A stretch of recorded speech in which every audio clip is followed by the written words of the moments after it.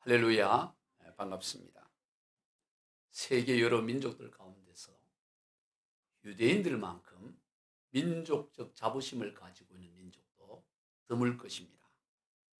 그들이 가지고 있는 민족적 자부심에 대해 오늘 본문에서 사도 바울은 17절부터 20절까지 아주 자세하게 기록하고 있습니다. 그 핵심에는 율법이 있습니다. 즉 그들은 하나님의 율법을 가진 민족이라는 큰 자긍심이 있습니다. 그래서 하나님의 율법을 의지하며 또 하나님을 자랑합니다. 귀한 것이죠. 저도 유대인이라면 아주 자랑스러울 것 같아요. 물론 한민족이 된 것 부끄럽다는 얘기가 아니고 한민족도 자랑스럽지만 유대민족이면 얼마나 자랑스러워할까 이런 생각을 해요. 직계 조상 가운데 아브라함이 있고 이삭이 있고 야곱이 있고 모세와 아론이 있고 여호수아가 있고 다윗이 있어요. 같은 혈통 출신이에요. 만약 그 성경에 기록된 인물 가운데 단 한 사람, 그 한 사람이 한민족이다. 우리 민족 사람이다. 예를 들어 여호수아가 알고 봤더니 한민족이야. 우리 조상이래. 그래서 그 여씨가 여빈 나라의 여씨, 같은 여씨라 체조 선수 여홍철의 함양여씨. 일부러 찾아봤어요. 여홍철이 또 뭔가 해서 함양여씨더라. 여호수아가 만약 함양여씨다 그러면 얼마나 그 함양 사람들이 자랑스러워하고 아니 우리 민족 전체가 자랑스러워하겠죠. 그래서 교회 이름도 여호수아 교회가 아주 많을 겁니다. 많을 뿐만 아니라 교회 안에도 김여호수아, 박여호수아, 조여호수아, 최여호수아 뭐 최소 교회마다 여호수아라는 이름 30명은 다 갖고 있을 거예요. 여호수아 그 한 사람만 우리 한민족이라 하더라도 얼마나 자랑스러워하겠어요? 그런데 그 정도가 아니고 아까 언급한 것 외에도 무수한 대부분의 사람들이 유대인들이잖아요. 그러니 그들의 민족적 자긍심이라는 것, 자부심이라는 것 충분히 이해가 되어집니다. 그리고 사실 수많은 민족들 가운데서 하나님께서 유대민족을 택하시고 그들에게 율법을 주시고 하나님을 계시했으니 자랑할 만하죠. 자부심을 가질 만합니다. 오늘 보면 17절입니다. 유대인이나 불리는 내가 율법을 의지하며 하나님을 자랑하며 율법을 의지하고 하나님을 자랑하는 거죠. 올림픽을 개최하고 월드컵을 개최한 나라라고 해도 자랑스러워하는데 하나님의 율법을 받은 민족이 얼마나 자랑스럽겠습니까? 충분히 자랑스러워할 만합니다. 그러한 율법으로 하나님의 뜻을 알고 저들은 지극히 선한 것이 무엇인지 분별할 수 있다. 그런 자부심이 있었어요. 오늘 18절입니다. 율법의 교훈을 받아 하나님의 뜻을 알고 지극히 선한 것을 분별하며 그 정도가 아니고 19절로 20절에서는 시작 맹인의 길을 인도하는 자여 어둠에 있는 자의 빛이요 율법에 있는 지식과 진리의 모범을 가진 자로서 어리석은 자의 교사요 어린 나이의 선생이라고 스스로 믿으니 자기들 스스로 자신들의 맹인의 길을 인도하는 자고 어둠에 있는 자의 빛이고 율법의 지식의 모본이 되고 어린 사의 교사요 어린 나이 선생이다. 다들 그렇게 그런 자부심을 가지고 살았던 것입니다. 그런데 문제는 그리고 실상은 그들이 그렇게 믿는 것처럼 그들의 삶이 그렇게 나타나느냐 하는 거예요. 그런 자부심을 가지는 건 좋은데 자랑할 만한데 그러면 그런 자부심과 자랑과 자긍심이 있으면 그렇게 살아가는 삶이 있어야 하는 것이죠. 그런데 문제는 그들의 그런 가진 것과 삶의 괴리가 일어나는 것입니다. 삶에서는 그게 나타나지 않아요. 오늘 본문 21절로 22절입니다. 그러면 다른 사람을 가르친 내가 내 자신은 가르치지 않느냐? 도둑질하지 말라 선포하는 내가 도둑질하느냐?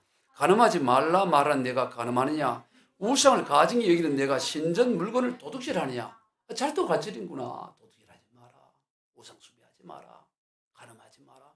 가르치기는 그 율법을 기준으로 해서 잘 가르치는데 너희들의 삶은 어떠냐? 너 다 도둑질하고 간음하고 신전의 물건을 도둑질하는 그런 삶 살고 있지 않냐 이 말이에요. 삶과 아는 것이 불일치 하는 것이죠. 이것은 얼마나 심각하냐면 바울은 차라리 이방인처럼 아무것도 모르는 게 더 나아. 아예 모르는 게 낫지. 그 어중창게 알아가지고 삶은 그 아는 거와 다르게 괴리된 삶을 사는 거는 그거는 너희들 자신을 욕되게 하는 것뿐만 아니라 하나님을 욕되게 하고 하나님을 모독하는 이거는 심각한 죄라고 말하는 거예요. 23절로 24절입니다. 율법을 자랑하는 내가 율법을 범함으로 하나님을 욕되게 하느냐. 기록된 바와 같이 하나님의 이름이 너희 때문에 이방인 중에서 모독을 받는도다. 얼마나 강한 책망입니까? 하나님을 욕되게 하고 하나님을 모독하는 그 심각한 문제다라고 말씀하는 것입니다. 그럴 바에는 차라리 아무것도 모르는 것이 아무것도 모르는 이방인들이 더 낫다라고 바울은 말씀하고 있어요. 여러분 이것이 유대인들에게만 해당되는 것일까요? 그렇지 않아요. 오늘 율법의 완성이신 예수 그리스도를 우리가 믿고 예수 그리스도를 통해 하나님을 더욱 잘 알고 그렇다고 여기는 우리 그리스도인들에게도 고스란히 적용되는 말씀이에요. 오늘 저와 여러분이 성경을 알고 하나님을 알고 말씀을 통해 은혜를 받고 이 얼마나 귀한 일이에요.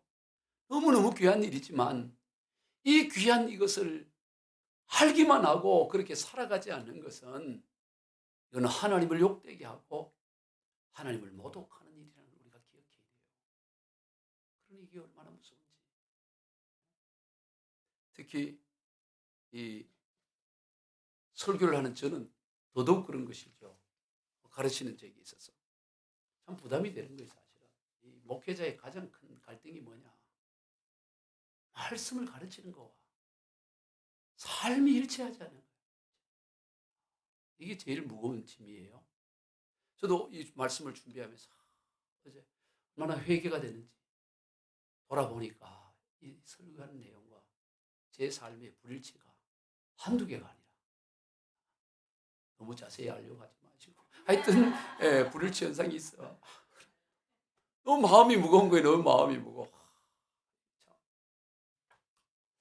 여러분 한국 교회를 대표하는 어느 유명한 목사님이 있어요. 신학을 하는 사람은 그분 이름만 대면 다 알아요. 근데 그분이 따님이 이제 지금은 80이 넘었어요.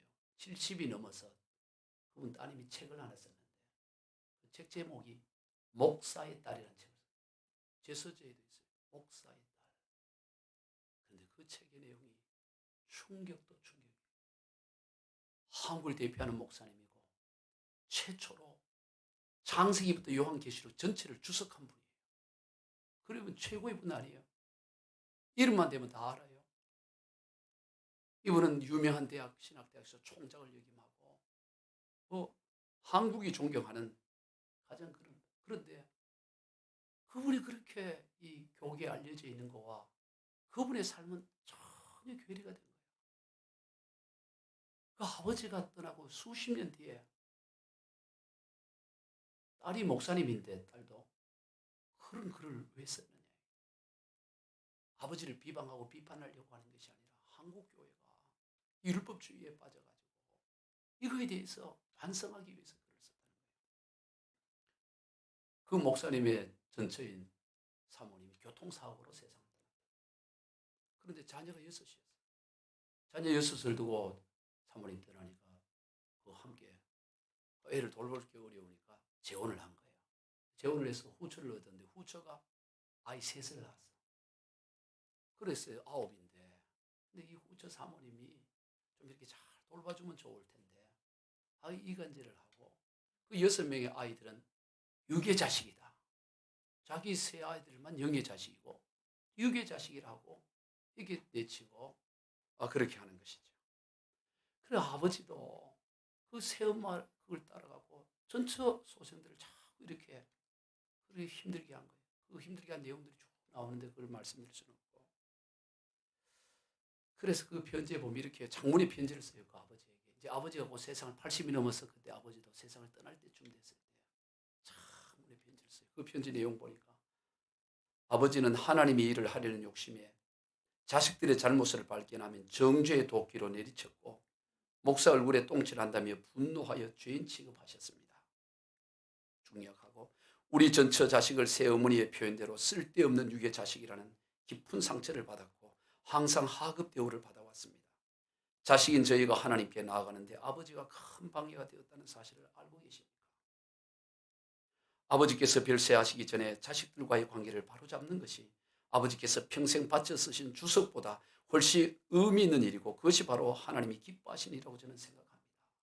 그 위대한 공적을 했지만 그걸 쓰는 것보다 전처 자식들과 후처 자식들 화해를, 딸이 또 목사다 보니까 그 화해를 시도해봤지만 안 된 거예요. 아버지가 좀 나서서, 그러니까 아버지에 대한 분노와 상처 때문에 자녀들이 다른 그래도 신앙을 하는데 안 되는 그 신앙생활도 보고 가정을 이루지 못하고 깨어지고 너무너무 상처예요. 아버지 세상 떠나기 전에 좀 풀어주고 가라고 그런 거예요. 그 장문의 편지를 썼더니 그때 그 딸이 미국에 있었는데 아버지가 비행기를 타고 미국으로 건너온 거예요. 그 자식들이 다 미국에서 있었는가 보죠. 다 불러놓고는 그저 변명하는 거야. 그 변명까지는 좋은데 변명을 하더니 딸을 따로 부른 거예요. 그 따님 목사님을 불러가지고 다른 방에 불러서 성경책을 펴면서 출애굽기 21장 17절 읽고는 뭐라 그러냐면 내가 목사로서 공부한다. 이 말씀을 들어라. 자기 아비나 어미를 저주하는 자는 반드시 죽일지니라. 그러고 가버린 거야. 그 화해가 안 되는 거지.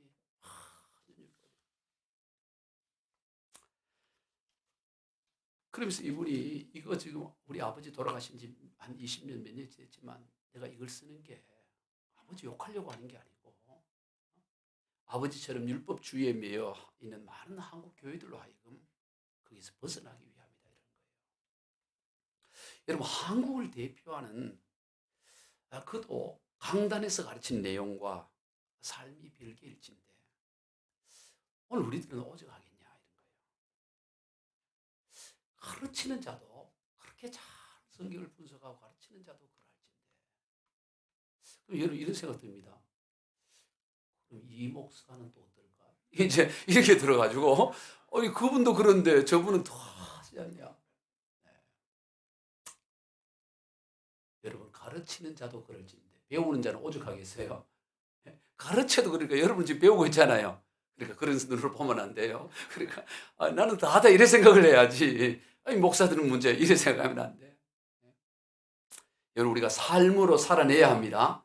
따라해 봅시다. 삶으로 살아내어야 한다. 삶으로 살아내야 되는 삶으로 살아내. 가르치는 대로 배운 대로 살아내야 돼요. 설령 그렇게 살아내지 못한다 하더라도 어떻게 다 그렇게 살 수 있겠어요? 사람인지라 그래 살아야 되지만 그렇게 살고자 몸부림은 쳐야 된다 이 말이에요. 그렇게 살지 못하는 것에 대한 안타까움은 있어야 된다 이 말이에요. 안타까움도 없고 몸부림도 없다면 그건 뭡니까 그게. 유대인들은 그냥 소유하고 있는 것으로 그리고 그 아는 것을 가지고 뭘 하냐.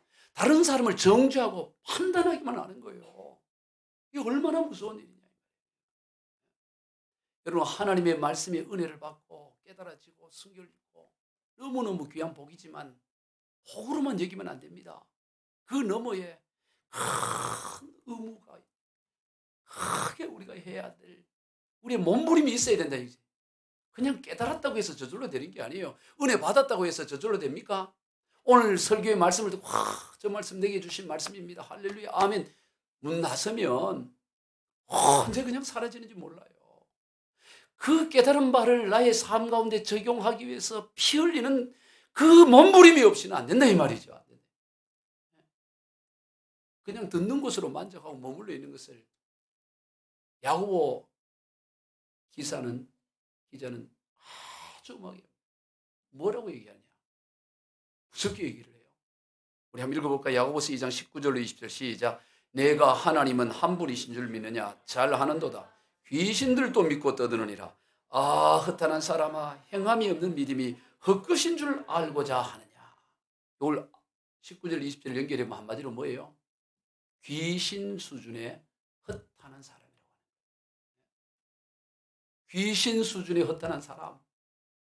오늘 우리가 뭔가 성경을 아는 것 같고 말씀을 아는 것 같고 진리를 깨달은 것 같지만 하나님의 평가가 그는 귀신 수준의 허탄한 사람이다. 그렇게 평가되면 얼마나 무서운 일이에요. 얼마나 무서운 일이에요. 우리 중에 그런 사람이 한 사람도 없기를 축복합니다. 물론 우리가 다 하지는 못하지만 주님 그래도요. 저는 아는 대로 깨달은 대로 받은 대로 그렇게 살려고 몸부림은 쳤어요. 몸부림은. 예? 애는 썼다고요. 애는 썼어요. 아니, 그 말은 낼 수 있어야 되죠. 하나님 앞에 섰을 때. 주님, 제가 목사로서 온전하지는 못했지만 그래도 주님이 맡긴 사명대로 살려고 몸부림은 치다 왔어요. 몸부림은. 주님 그것은 아시죠라고 해야 될 거 아니겠어요? 그런 말도 뭐 하고 있으면 귀신 수준의 너는 헛다는 사람이야. 이런 평가받으면 이 얼마나 무서운 거예요. 차라리 아무것도 모르고 있다가 그게 나은 거지. 다음으로 오늘 유대인들은 할례에 대한 자부심이 있었어요. 할례는 남자 생식기의 표피를 잘라내는 그런 것이죠. 이것은 몸에 하나님의 백성이라는 표를 두는 거예요. 하나님의 백성이라는 표. 신기하죠. 저는 이 말씀을 좀 왜 하나님이 거기에다 표를 뒀을까? 뭐 귀에라든가 코에라든가 이랬으면 좋을 텐데 거기에다 또 표를. 왜 그거에 대해서 설명하려면 한 30분 설명해야 돼요. 그건 오늘 스킵이에요. 왜 거기에 표를 뒀냐는 어쨌든 표를 둔 겁니다. 할례는 하나님의 백성이라는 표예요. 하나님께서 아브라함을 첫 갈 때 우리의 촌사람 아브라함을 또 그보다 더 촌인 가나안 땅으로 데리고 와서는 하는 얘기가 도무지 믿을 수 없는 이야기를 해요. 아브라함아, 저 하늘에 별을 한번 세봐라. 별 셀 수 있나요? 셀 수 없어요. 네 자손들이 저 하늘의 별과 같이 많아질 것이다 하면서 막 축복 얘기를 하는데, 야, 이 뭐 도무지 이해가 되지 않는 이야기죠. 자, 창세기 17장 5절입니다. 시작. 이제 후로는 내 이름을 아브라함이라 하지 아니하고 아브라함이라 하리니 이는 내가 너를 여러 민족의 아버지가 되게 함이라. 내가 너로 심히 번성하게 하리니 왕들이 내게서 더 나오리라. 내가 내 언약을 나와 너 및 내 대대 후손 사이에 세워서 영원한 언약을 삼고 너와 내 후손의 하나님이 되리라. 이게 언제 할 때냐면 99세가 됐을 때 약속한 거예요. 99세가 된 아브라함 불러놓고 그리고 내가 이러이러한 축복을 하겠다.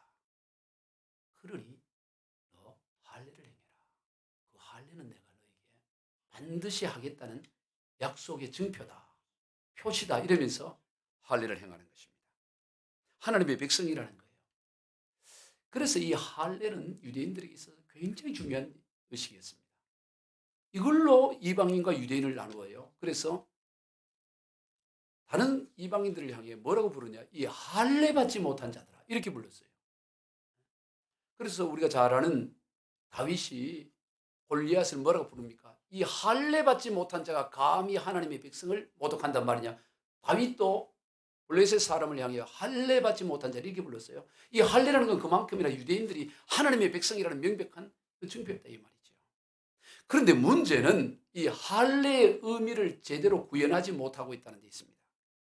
단순히 할례 행위 자체에 머물러 있는 거예요. 아브라함께서 하나님께서 할례를 하라고 행하신 것은 할례를 통해 그들이 하나님의 백성으로 그것을 기억하고 그렇게 살아야 된다. 그걸 볼 때마다 늘 하나님의 백성이라는 걸 기억하라는 것으로 표시를 주었는데, 그래서 세상을 잘라내듯이 잘라내는 사람, 할례는 그 표피를 잘라내잖아요. 잘라내는 세상과 구별된 삶을 살아라고 하나님이 했는데 정작 그 목적과 의미는 상실한 채 그 행위 자체에만 머물러 그리고는 그러지 못한 사람을 판단하고 정죄하는 그런 악을 범하고 있었던 것입니다. 이 참 무서운 것이에요. 이것은 무의미할 뿐만 아니라 죄의 도구다. 무섭잖아요. 할례가 이게 어마어마한 자랑이고 저들을 할례 받지 못한 자라고 판단하는 도구인데 하나님의 평가는 너 그거 죄의 도구로 쓰고 있구나. 죄로 쓰고 있네. 무섭잖아요. 하나님 보는 거. 25절입니다. 네가 율법을 행하면 할례가 유일하나 만일 율법을 행하지 아니하면 범하면 내 할례는 무할례가 되느니라. 아무 의미 없다는 거예요. 그러면서 마음의 할례를 받아라. 그게 마음의 할례, 마음이 세상과 구별되고 배어내고 이걸 나타낸 의미로 육신의 할례다 이런 거예요. 신명기 10장 16절 그러므로 너희는 마음의 할례를 행하고 여러분 마음의 할례를 행한다. 할례를 행한다는 게 뭐예요? 삶의 변화인 거예요. 삶의 변화가 일어나야 된다. 네가 하나님의 백성이라는 이 삶의 변화 그게 있어야지. 그러지 못하고 그냥 표피만 잘라내면 그냥 그건 수술이지. 아무 의미가 없다는 거예요. 오늘 28절 29절 다시 읽습니다. 무릇 표면적 유대인이 유대인이 아니요 표면적 육신의 할례가 할례가 아니니라. 오직 이면적 유대인이 유대인이며 할례는 마음에 할지니 영에 있고 율법 조문에 있지 아니한 것이라. 그 칭찬이 사람에게서가 아니요 다만 하나님에게 있었으니라. 야, 할례를 마음에 해라 이 말이에요. 자, 그러면 오늘 이 시대에 있어서 이 할례와 비슷한 개념이 바로 세례인 것이죠. 세례. 세례가 뭡니까? 왜 세례 받죠? 우리가 이번에 또 부활절을 기념할 때 세례식을 합니다. 매년에 한 번씩은 기본적으로 세례식을 하는데 왜 세례를 받습니까? 세례를 받는다는 것은 그저 물 뿌리는 정도가 아니에요. 세례를 받는다는 것은 나는 이제 예수 그리스도와 함께 십자가의 장사 지낸 바 되고 그리고 다시 이제 살아나서 예수와 함께 동행하며 함께하는 새 생명으로 살아간다라는 표시로 세례를 받는 것이죠. 그래서 세례를 받을 때는 물을 뿌리는데 원칙은 물을 뿌리는 게 아니고 어디 가야 됩니까? 강에 가서 물에 담가야 되기 이 원칙이에요. 푹 담가야 된다고. 이 세례의 의미 자체가 이게 물에 담가야 되는 거예요. 그래서 침례로 번역을 하잖아요. 그리고 아예 침례라는 교단 자체도 있잖아요. 그게 본래 있기 때문에 그런 거예요. 물속에 담근다는 건 뭐냐? 땅 속에 잠기는 걸, 땅에 장사 지는 걸 말해요. 원칙을 하려면 세례받을 때 어떻게 했냐? 땅을 파가지고 거기에 묻어가지고 이렇게 그리고 이제 거기서 털고 나와야 이게 원래 진짜 제대로 된 원형 세례라. 하나님이 원래 의미하는 거. 우리 한번 그래 볼까요? 저 우면서 어디 가서 땅을 파갖고 물 뿌리고 흙 묻고 너 이제 죽었어. 이제 죽었는데 성부와 성자에서 털을 울고 이제 일어나 사는 거야. 원래 그래야 되는데 그럴 수 없으니까 그냥 물 속으로 잠그는 거야. 물 속에. 이해가 되죠? 장사 지냈다가 다시 살아나는 걸 의미하는 게 있어요. 세례 씻을 우리는 한문으로 씻을 세자를 써놓으니까 죄 씻는다 이렇게 생각하고 있다고. 죄 씻는 의식이 아니에요. 세례는 아예 죽었다가 다시 살아나는 걸 말해요. 죽었다 살아나. 그러지 않고 물 뿌리는 것은 뭐냐? 그냥 물 적시 이거는 그냥 우산 안 쓰고 가랑비 맞는 것 같은 거라고. 별 의미가 없어요. 마음이 없는 아무 의미가 마음이 없는 거. 마음이 없는 예배, 마음이 없는 헌금 아무 의미가 없어요. 그런 것을 주님은 뭐라고 하냐면 그건 마당만 밟고 가는 거다. 마당만. 이사야 1장에 보면 이스라엘 백성들이 왜 장차 멸망당하냐. 그걸 아주 자세하게 전해요.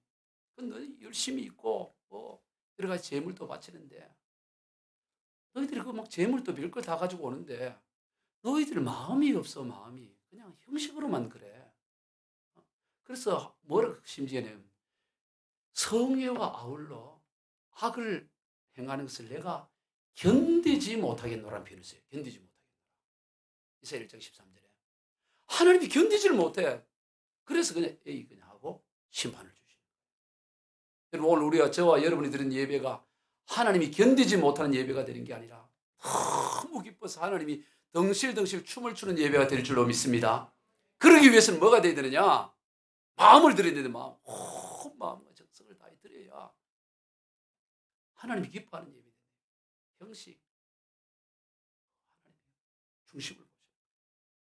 그래서 오늘 우리는 정말 우리의 마음이 하나님께 있는가? 우리 자신을 점검해 봐야 돼요. 그냥 그렇게 할 게 아니고 늘 내가 정말 하나님을 진심으로 예배하고 있나? 우리 찬양하는 리더들도 찬양하는 싱어들도 진짜 내가 하나님 바라보고 찬양하냐?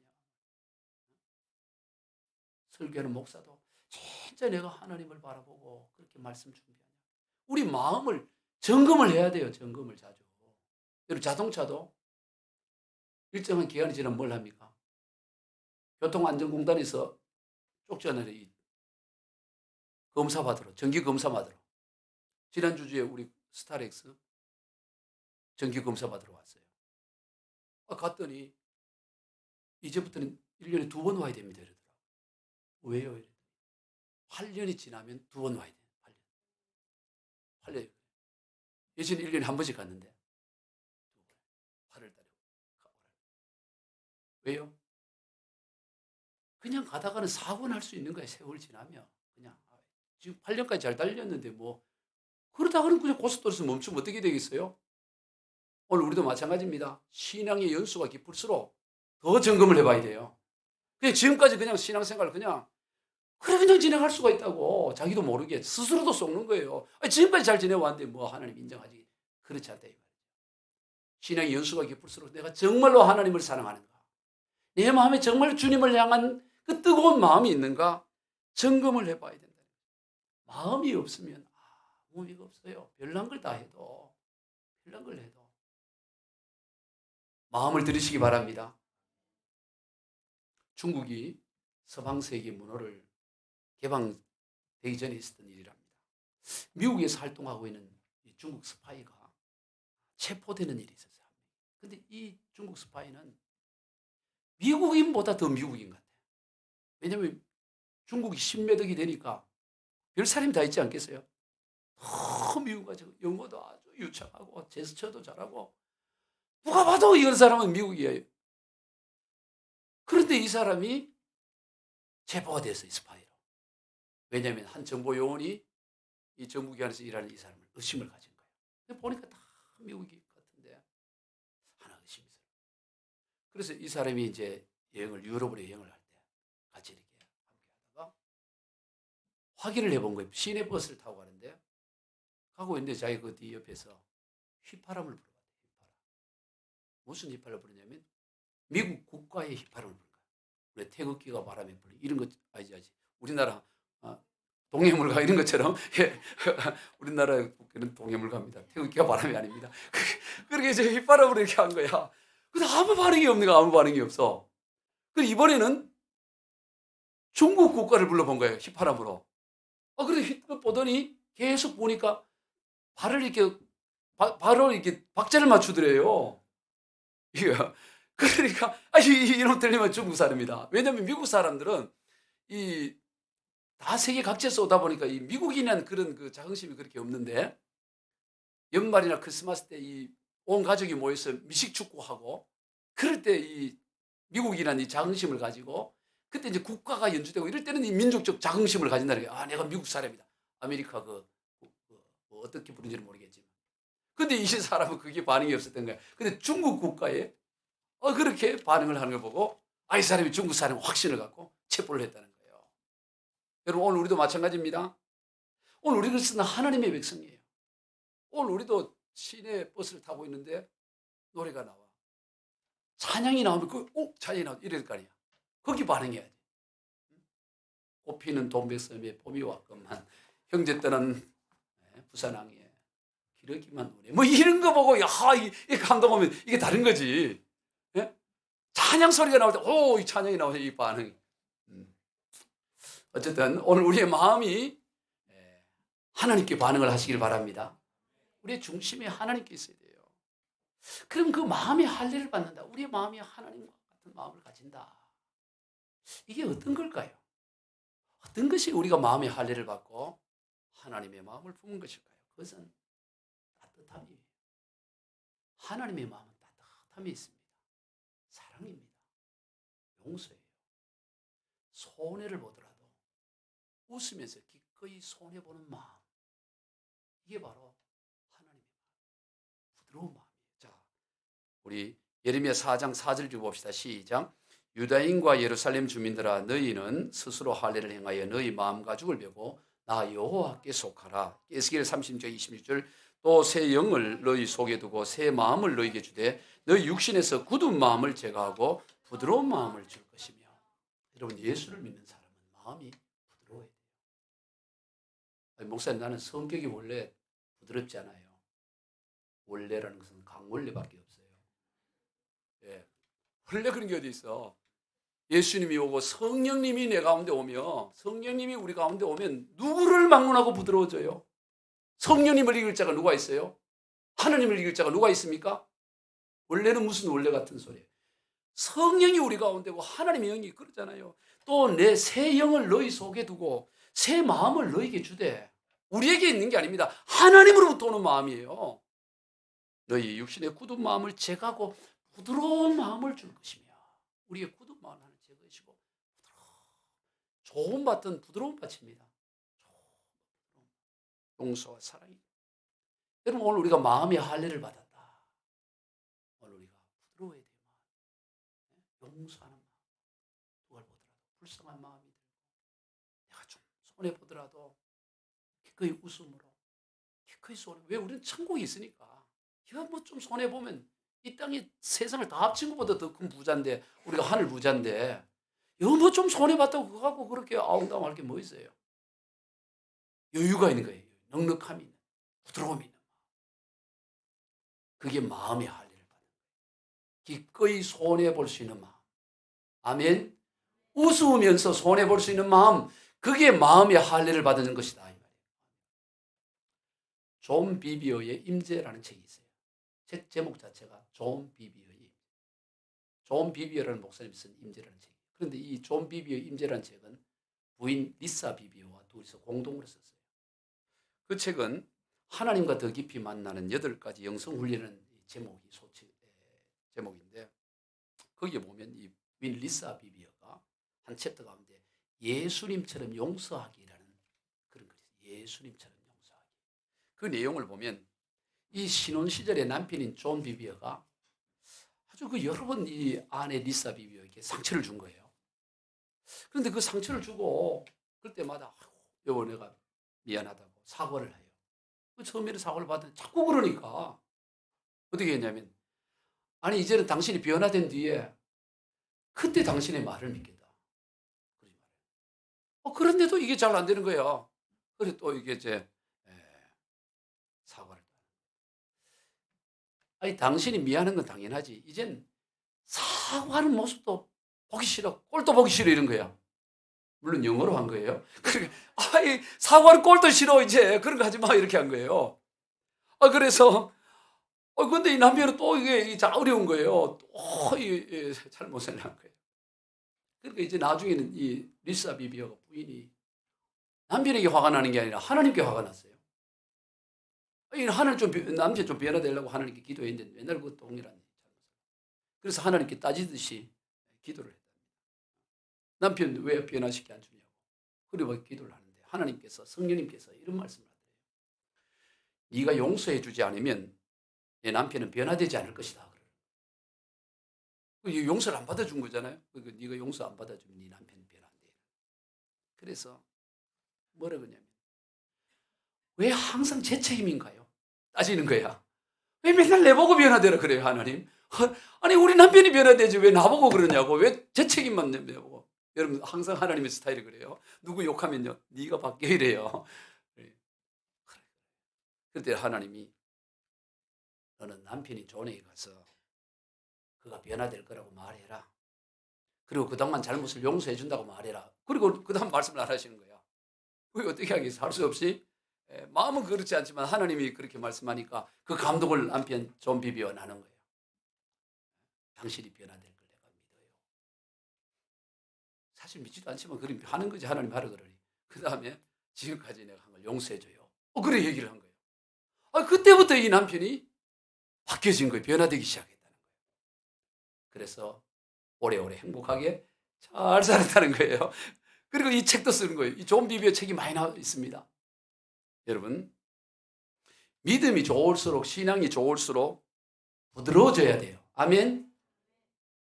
근데 반대로 보면 신앙이 깊을수록 연수가 깊을수록 더 엄격해지고 점점 비판적이고 무서워지는 사람이 있어요. 너무 무서워. 그냥 자기 잣대를 가지고. 그건 뭐냐? 마치 물구나무 서기에서 걸어 다니는 것 같아요. 거꾸로 사는 예수 거꾸로. 여러분 예수를 참 오래 믿으면 믿을수록 우리 흔히 무골호인이라고 그러잖아요. 참 저도 이 설교는 하지만 어려워요. 그러나 우리가 점점 부드러워져. 용서해주고 넘어가주고 참아주고. 근데 거꾸로 율법주의로 마치 누가 보면 15장에 나오는 형과 같잖아요. 형은 열심히 하잖아요. 어디 친구들과 어디 놀러 가지도 않고 일만 해 일만. 그래서 세상에서 놀다 온 동생을 너무 싫은 거야.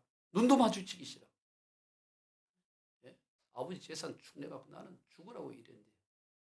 그런데 아버지는 막 잔치까지 하니까 저 새끼 뭘 잘했다고 막 속으로 막 불화가 나는 거예요, 불화. 그래서 집에도 안 들어가, 집에도 안 들어가려고 그래. 여러분, 오늘 그 형과 같은 삶이 되면 안 됩니다. 그런 형과 같은 삶이 안 됩니다. 동생을 불쌍히 여겨야지. 긍휼한 마음이 있어야지. 따뜻함이 있는, 용서가 있는, 그게 마음의 할례를 받은 자예요. 그래서 여러분, 누가 보더라도 또 언제 누가 여러분을 만나더라도 하나님 항상 지켜보잖아요. 예수 믿는 표가, 참 예수 믿는 그 증표가 우리 삶 가운데 나타나야 돼요. 우리의 삶을 통해 예수가 드러나야 되는 거예요. 참 좋다. 이렇게 돼요. 표시가 나야 돼요. 옆 사람에게 얘기해보세요. 예수 믿는 표가 납시다. 아멘. 예수 믿는 표가 나야 돼요. 누가 보면 예수 믿는 표가 나야 돼요.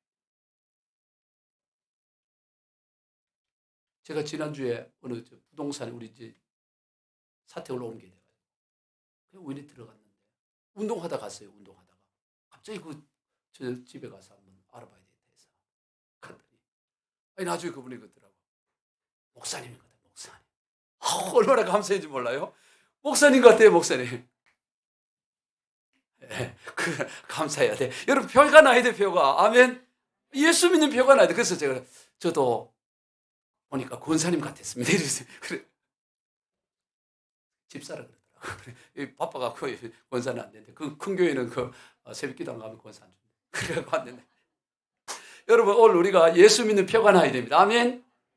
예전에 여러분 시골에 저도 어릴 때 보면 이 우리나라 갑자기 좋아졌어요. 다 어른들이 뭐 신었냐? 고무신 신었어요. 고무신. 까만 고무신, 조금 괜찮으면 하얀 고무신. 고무신 다 신고 다녔다고. 근데 문제는 뭐냐? 잔칫날, 무슨 생일 잔칫날. 전부 다 방에 와 있는데 고무신 다 같은 고무신이야. 그것도 평화 고무신. 이 기억도 나요? 평화 그 고무신이 이게 다 동일한 회사에서 나온 동일한 색깔의 고무신을 갖다 놓으니까 전부 이게 짝이 이게 누가 누구 건데 알 수가 없지. 집 밖에 이게 뭐 딱 정리된 것도 아니고 그냥 신발장이 있으면 그냥 그 섬돌에 다 갖다 받게 돼. 근데 사람들이 기막히게 자기 신발 찾아가. 고무신 때문에 싸울 사람 없어. 왠지 알아요? 표시를 내, 표시. 그 고무신에다 자기 표시를 한다고 자기만 알 수 있는 표시. 우리 형님 같은 경우는 낫으로 그 고무신의 그 바닥에다가 가운데 살짝 이렇게 잘라내요. 너무 잘라면 물 들어오니까. 살짝 잘라. 그럼 요거 딱 보고 신고 간다고. 표시가 있다고, 표시. 내 것인지.